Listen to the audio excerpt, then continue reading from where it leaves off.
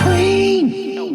Why do we get, because there's so much drama associated with you and the World of Wonder Transformations episode. Can we talk about it? Yeah, we can talk about it. I'm not trying to be like, bring you down. I don't think I'm getting brought down at all. The whole thing is very amusing because of the reaction of the audience, you're poking at the audience and poking at World of Wonder. I think it was a very on-brand kind of scenario to happen anyway.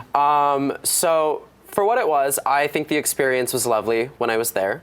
Why it is what it is now, I have no idea. Well, let's break it down for the audience, okay?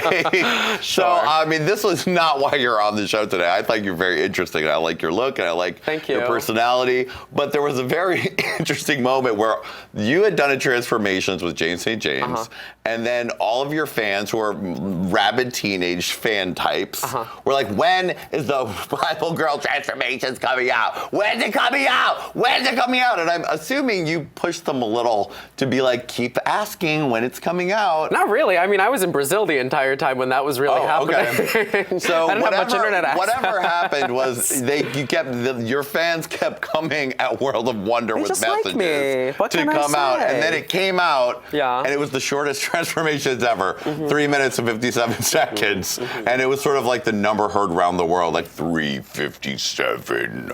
It's 354 actually. 354. Okay. It was 354. They took away 3 seconds. It's fine. Now, how did you feel about that happened? Because everyone took that as a read, that they were like, well, you wanted it, here it is, and it's 3 minutes and 54 seconds. Well, I think the situation, when it happened and when it got uploaded at 3 a.m. no less, which was kind of shady in and of itself, in my opinion. Well, World of Wonder is gay, honey. But it's fine. I mean, like, whatever. I mean, it is what it is. But when it had happened, I think I was disappointed because the circumstance was a little unfortunate. You know, I flew out. I was really excited for the opportunity. It was an honor to be working with not only World of Wonder, but James St. James, who is a nightlife legend. And I mean, what I'm doing right now was like founded upon like what he was doing back in like his like peak of what he was doing back in New York and everything. So like it was all an honor, and I think I was just it was a letdown, you know. It was sad, and you know, I know the comments like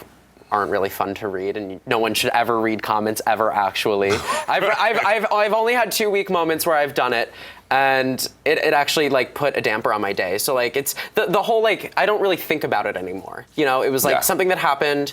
And it's one of those onward and upward scenarios, and you know, you just got to keep trucking. I mean, I really don't have any more backstory behind it other than like it works with the brand. My brand is just kind of memeing everything I fucking do, and it's just another joke to have attached to my name. So if I can laugh at it at this point and not really like try to have a negative spin or an idea of it in the back of my head, then like, okay, whatever. Sure, and 3 minutes and 54 seconds is better than 0 minutes and 0 seconds. I will say this. I got no promo from World of Wonder's end, and I still at least broke 70,000 views, which is fine in my book. So, I mean, it's not everything. I haven't looked in like a month, but there's still plenty of views going, plenty of comments going, and if you look on videos now that are still getting uploaded, I'm still getting talked about. So I mean, that's the thing. It's fine. All right. That's a mild applause, but a mild applause is okay. I mean, but the thing is, people are talking, and that's part of the important thing. Yeah. Whether it's a read or shade. Adam, do you have that sound cue? Shade comes from reading. Now you want to talk about reading?